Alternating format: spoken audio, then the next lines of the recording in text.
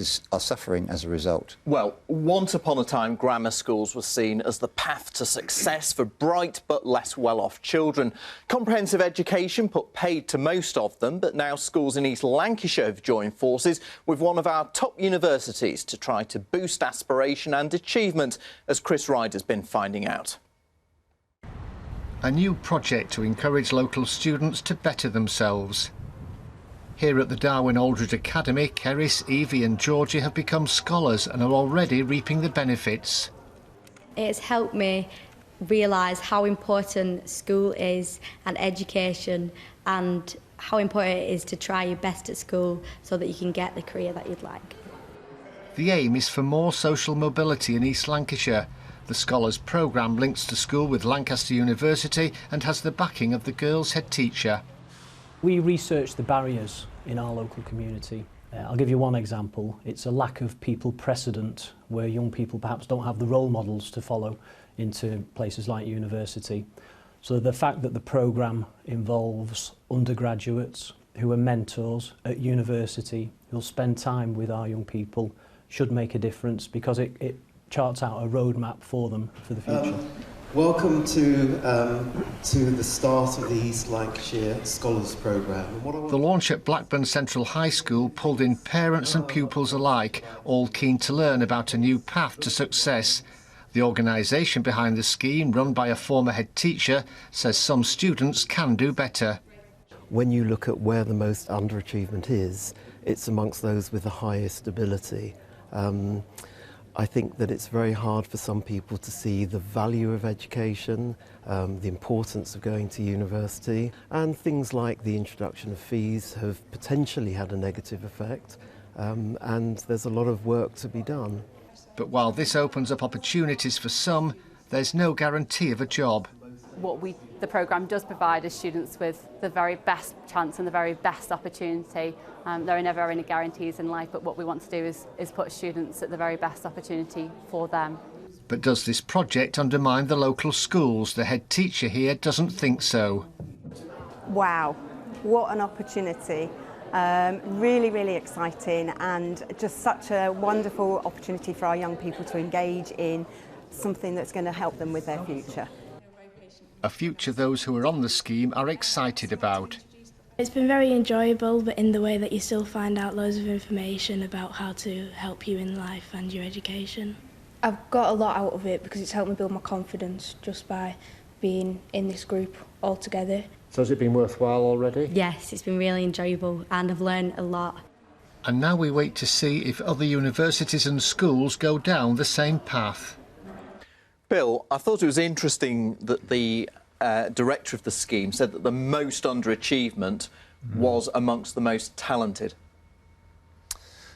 Well, I think that getting schools and universities working closer together is an excellent idea, and there have been examples of this over the years, and they are very successful.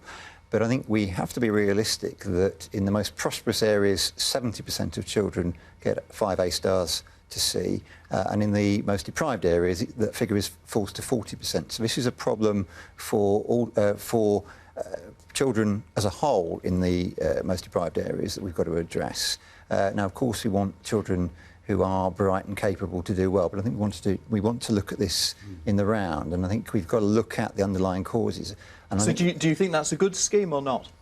Well, I'm all in favour of children getting the opportunity to have access to universities, but we've got to look at what's really missing in some parts of our society. We need to address the skills gaps. We've got to look at the need for technical and vocational learning to have the same status as university education. OK. Well, William, you're a former teacher. What do you make of that scheme, and also what Bill's saying? I think it's an excellent scheme. It shows a great example of partnership between universities and schools, and I'd encourage it wholeheartedly.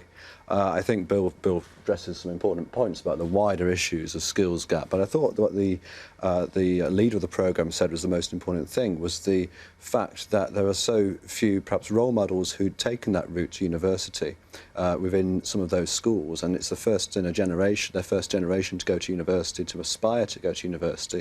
So it's really important to encourage that aspiration at an early age. And do you think targeting those children who are very talented is the right approach? I think so. I think as well as, I mean, from teaching, any teacher will tell you that you have to make sure that all children, regardless of their ability, are making the progress and being stretched in their ability to achieve highly. And if you've got When you were teaching, did you sometimes feel that the very brightest were not being stretched as much as they should be? Well, it was my job to try and ensure that they were, but I think there's, you know, we have to double our efforts to make sure that those gifted and talented pupils have got the academic stretch that they require. What other schemes do you want to see then, Bill? Well, I think it's about time we had a complete overhaul of education in this country. In fact, the Education Select Committee, which I was on in the last Parliament, has just started an inquiry into the purpose of education. Is it about just getting people ready for the world of work, or is it about something else? I mean, there's been quite a lot of upheaval, actually, in the education world, though, hasn't there? Yeah, absolutely. But if we compare what goes on in this country to the most successful economies in the country, places like Germany, they have vocational and technical training on a par and the same status as academic learning. And that's the kind of fundamental shift that I'm afraid just isn't happening at the moment. And yet, whilst I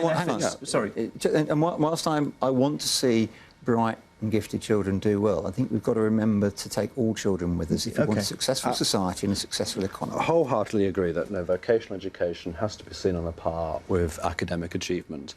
And I think that what the government are doing in terms of expanding their apprenticeship programme is evidence that we can move to a model of education, perhaps which is more similar, as Bill described, with Germany, whereby vocational education has for many years been seen on a par with that academic. We leave it there because it's time for the rest of the week's news now, and here's Ian Haslam in 60 seconds.